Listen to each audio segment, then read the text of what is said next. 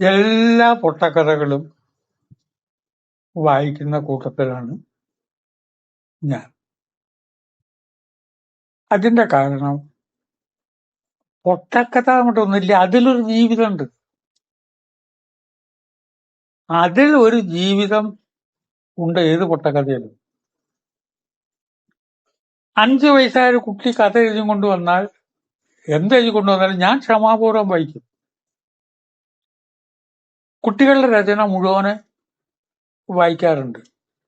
ബാലസാഹിത്യ വരുന്ന മാസികകളിലൊക്കെ ഞാൻ എഴുതാറുണ്ടെങ്കിലും ഇപ്പൊ തന്നെ 6ാം ക്ലാസ്സിൽ എന്തോ ഒന്ന് പാഠപുസ്തകത്തിൽ പഠിക്കാനുണ്ടെന്നും പറഞ്ഞിട്ട് ചില കുട്ടികൾ എന്നെ ഇടയ്ക്ക് വിളിക്കും. ഫോൺ നമ്പർ ഇവിടുന്നൊക്കെ തപ്പിപ്പിടിച്ച്. കാരണം വേറൊരാള് പറഞ്ഞ പൊട്ടക്കഥയിലും അതിന് എടുക്കാൻ എന്തെങ്കിലും ഉണ്ടാവും. നമുക്ക് എടുക്കാവുന്ന അതായത് ഒരു ലേശം ഉണ്ടാവും. നോക്കിയിട്ടുണ്ടോ, വേസ്റ്റ് എന്നൊക്കെ പറഞ്ഞിട്ട് എല്ലാവരും ഉപേക്ഷിച്ചാൽ ഒരാൾ എന്തൊക്കെയോ വേണ്ടാത്ത വർത്താനൊക്കെ വെച്ചിട്ട് ഗാന്ധിജിക്ക് അയച്ചു. ഗാന്ധിജിയോട് ആരോ പറഞ്ഞാൽ ചുരുട്ടിക്കൂട്ടി വലിച്ചെറിയാൻ. ഇവരുടെ അതിൽ ആ മുട്ടുസൂചി കളയണ്ടെന്നോ. ആ മുട്ടുസൂചി നമുക്ക് എടുക്കാവുന്നല്ലേ, മുട്ടുസൂചിയോടുകൂടി കളയണം. ഏത് കഥ പറഞ്ഞാലും അസംഭാവ്യത ഉണ്ടാവും, പക്ഷെ നമ്മുടെ ജീവിതം ഉണ്ട്. കാട്ടില് മഹർഷി തപസ് തുടങ്ങി. ആ തപസ് തുടങ്ങുമ്പോ ക്രമേണ സിദ്ധികൾ വരും. ആർക്കും വരും, ഏതൊരാൾക്കും സിദ്ധി വരും. ഒരേ കാര്യം തുടർച്ചയായിട്ട് ചെയ്യുമ്പോൾ. 2 കിലോ പഞ്ചാര എന്ന് പറഞ്ഞിട്ട് കടയിൽ നിന്ന് വാങ്ങുമ്പോൾ കടക്കാരൻ ഇങ്ങനെ എടുത്താൽ താരതമ്യേന 2 കിലോ, പിന്നെ ചിലപ്പോ കുറച്ചൊരു ലേശമല്ലാതെ 2 കിലോ ആവും. അത് ശീലം കൊണ്ട് സംഭവിക്കുന്നതാണ്.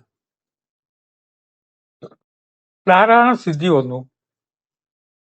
അപ്പൊ വീട്ടില് ആശ്രമത്തിന് മുമ്പില് ഒരു സാധു പട്ടിക്കുട്ടി, പൂച്ചക്കുട്ടി വന്നു. അപ്പൊ പൂച്ചക്കുട്ടിക്ക് വീടിനൊക്കെ കൊടുത്തിട്ട് തൃപ്തിയാക്കി ഓമനയായിട്ട് വളർന്നു. പക്ഷെ ഈ പൂച്ചക്കുട്ടികൾക്ക് ഒരു പ്രോബ്ലമുണ്ട്. നായകൾക്ക് ദൈവം ഡ്യൂട്ടി കൊടുത്തിരിക്കാൻ തോന്നുന്നുണ്ട്. പ്രപഞ്ചത്തിന്റെ ഇക്വിലിബ്രിയം കറക്റ്റ് ആക്കാൻ വേണ്ടിട്ട് ഈ പൂച്ചക്കുട്ടിയെ കിട്ടിയാ കൊല്ലാന്ന്. നായ വന്ന് ആക്രമിക്കാൻ തുടങ്ങി. പൂച്ചക്കുട്ടി സങ്കടം പറഞ്ഞു, ആ നായ ഇല്ലെങ്കിൽ ഒരു കാര്യം ചെയ്തോ, നന്നെ ഞാൻ നായയാക്കി മാറ്റിത്തരാം, പ്രശ്നം കഴിച്ചില്ലേ. ഈ പൂച്ചയെ നായയാക്കി മാറ്റി. പിന്നെ അവനൊരു പ്രമാണിയായിട്ടൊക്കെ നടക്കാൻ തുടങ്ങി. വേറെ എവിടെയെങ്കിലും പൂച്ചക്കുട്ടി ഉണ്ടെങ്കിൽ കൊല്ലണമല്ലോ, പൂട്ട്. പിന്നെ അവൻ നായയല്ലേ, ഉയർന്നു. പക്ഷെ പുലി ഉള്ള വനമാണ്. രാത്രി പുലികൾ വരും, നായ പിടിച്ച് തിന്നും. അങ്ങനെ പുലി 2 തവണ വന്നു, എങ്ങനെയോ രക്ഷപ്പെട്ടു. മഹർഷിയുടെ അടുത്ത് ചെന്നിട്ട് പറഞ്ഞു, എങ്ങനെയെങ്കിലും ആ പുലിയെ കൊന്നു തരണം, എന്നെ രക്ഷപ്പെടുത്താൻ. പുലിയെ കൊല്ലൊന്നും വേണ്ട, നന്നെ ഞാൻ പുലിയാക്കി മാറ്റിയാലോ, ഒന്നത് മതി. അങ്ങനെ പുലിയാക്കി മാറ്റി. പുലിയാക്കി മാറ്റിയപ്പോ ഇവൻ വലിയ പ്രമാണത്തൊക്കെ കാണിച്ചു തുടങ്ങി. ബാക്കി ജീവജാലങ്ങളും വേറെ പലയിടത്തിലൊക്കെ പോയിട്ട് നായകളെ കണ്ടാ പിടിച്ചു കൊന്നതിലൊക്കെ പറഞ്ഞു. പക്ഷെ കുറച്ച് കഴിഞ്ഞപ്പോ ഒരു പ്രശ്നം, ആന ആനയ്ക്ക് പുലിയൊന്നൊരു പ്രശ്നമല്ല. ഒരൊറ്റ വാലുകൊണ്ട് ചുട്ടൊരു തുമ്പിക്കൊണ്ട് ചുട്ടൊരു ഏറ് കൊടുക്കും. പതിവ് പോലെ പറഞ്ഞപ്പം തന്നെ ഞാൻ ആനയാക്കി മാറ്റിയിരിക്കുന്നു. ആനയാക്കി മാറ്റിയപ്പോഴും പ്രശ്നം. സിംഹഗർജനം കേട്ട ആനയും പേടി. അതുകൊണ്ടാണ് വനത്തിലെ രാജൻ സിംഹമാണ് എന്ന് പറയും. ഗുണപാഠം. എപ്പോഴും ആരുടെയും മുകളിൽ ഒരാളുണ്ടാവും എന്നുള്ള അർത്ഥമാണ്. ഞാനാണ് അതിന്റെ ആളെ, ഞാൻ ഒപ്പിടാതെ ഊല്യ എന്ന് പറഞ്ഞാൽ എന്നേക്കാൾ വലിയ ആളുണ്ടാവും. ആദ്യം കഴിഞ്ഞിട്ട് ഏറ്റവും വലിയ ആളുടെ മുകളിൽ തെരഞ്ഞെടുത്ത് വരണമുണ്ടാവും. ഇലക്ഷനിൽ ജയിച്ച ആളങ്ങോട്ട് ചാർജ് എടുത്ത അയാൾ ഇതിനൊക്കെ മുകളിലായി. അയാൾ വലുതാണോ വെച്ചല്ല. കാരണം അടുത്ത തെരഞ്ഞെടുപ്പ് വരുമ്പോ വോട്ട് കിട്ടിയില്ലെങ്കിലും പോയില്ലേ. ഒരു ഗുണമുണ്ട് കേട്ടോ, എക്സ് ചേർത്തിട്ടുള്ള പോസ്റ്റിൽ ഇരിക്കാം. ഒരു പ്രമാണിയോട് ഞാൻ പറഞ്ഞു, എനിക്കിപ്പോ കുഴപ്പമൊന്നുമില്ല, തോറ്റുപോയാലും എക്സ് ഇന്ന സ്ഥാനത്തായിരുന്നല്ലോ എന്ന് പറയാം. ഒരു ഗുണം അദ്ദേഹം ചിരിച്ചു. സിംഹമായി കഴിഞ്ഞപ്പോ ഒരു പ്രശ്നമുണ്ട്. ഇത് നമ്മുടെയൊക്കെ കഥയാ. ഏത് സമയത്തും സൂക്ഷിക്കണം. 10 അടി നടന്നാൽ തിരിഞ്ഞു നോക്കണം. സിംഹാവലോകനം എന്നാണ് പേര്.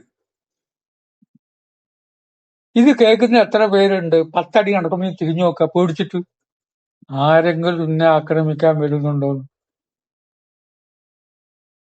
അകത്ത് എപ്പോഴും ഭയ. ഈ ഭയം വരുമ്പോഴാണ് ഓൻ ഗർജിക്കുകയൊക്കെ ചെയ്യണത്. ഒരു മനസ്സമാധാനമില്ല. ഇനിയിപ്പോ എന്തായി? ഒരു ഭയങ്കര ജീവിയെ ഞാൻ സൃഷ്ടിക്കാം. തന്നെ ശരഭം അതിന്റെ പേര്. അതിഭീകരൻ, 8 കാലുകള്. പിന്നെന്താ വേണ്ടത്? 8 എന്നൊക്കെ അതിന് പേരുണ്ട്. നമ്മുടെ ഗ്രന്ഥങ്ങളിലൊക്കെ ഈ ശരഭം എന്ന് പറഞ്ഞൊരു സംഗതി ഉണ്ട്. പലപ്പോഴും ഒക്കെ നമ്മൾ എൻസൈക്ലോപീഡിയ ഡിക്ഷണറി ഒക്കെ നോക്കുമ്പോൾ വ്യക്തമായിട്ട് കാണില്ല. ജീവിതത്തിൽ ദേഷ്യം വരുന്നത് നിവൃത്തിയില്ലാതെ വരുമ്പോ എൻസൈക്ലോപീഡിയ എടുക്കും, ഉണ്ടാവില്ല. ഗൂഗിളിൽ തെരഞ്ഞു നോക്കുമ്പോ അതിലില്ലാത്ത തന്നെ ആയിരിക്കുമല്ലോ നമുക്ക് സംശയം വരിക. അതൊന്നും കിട്ടില്ല.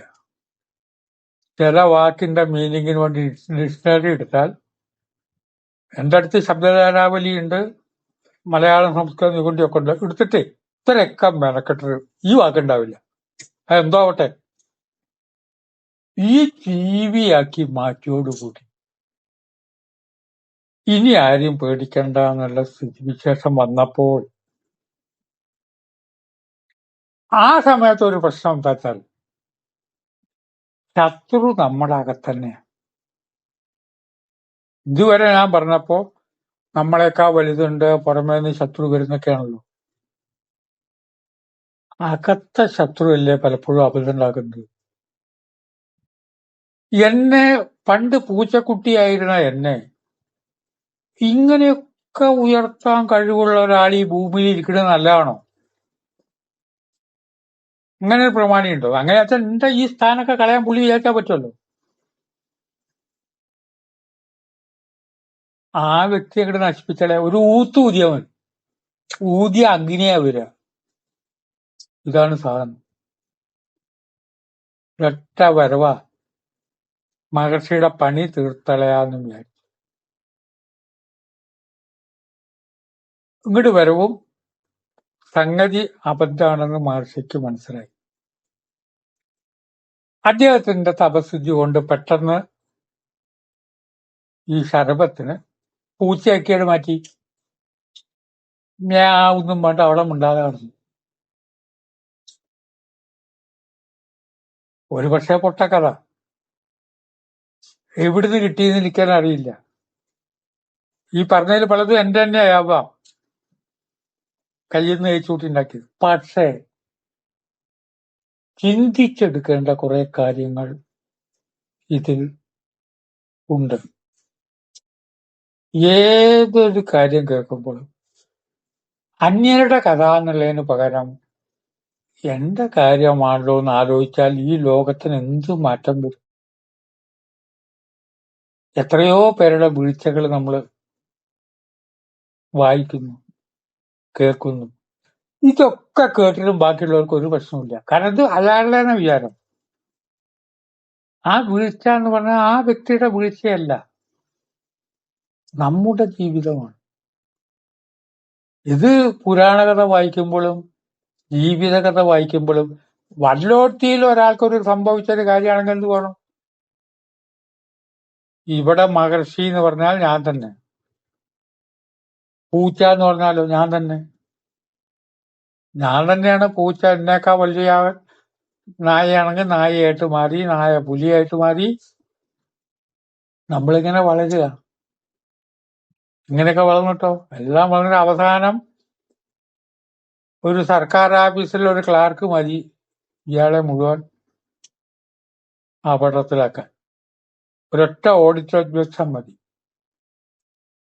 ഈ കഥകളൊക്കെ ജീവിതം തന്നെയല്ലേ എന്ന് ചിന്തിച്ച് തന്നെ ഈ ജീവിതത്തിൽ ഇങ്ങനെ ഓരോരോ ചിന്തയിലേക്ക് വരികയാണല്ലോ. പതിവായിട്ട് കേൾക്കുന്ന എന്റെ ശ്രോതാക്കളോട് നന്ദി പറഞ്ഞു വാക്കുകൾ സംഭരിക്കുന്നു. നമസ്കാരം.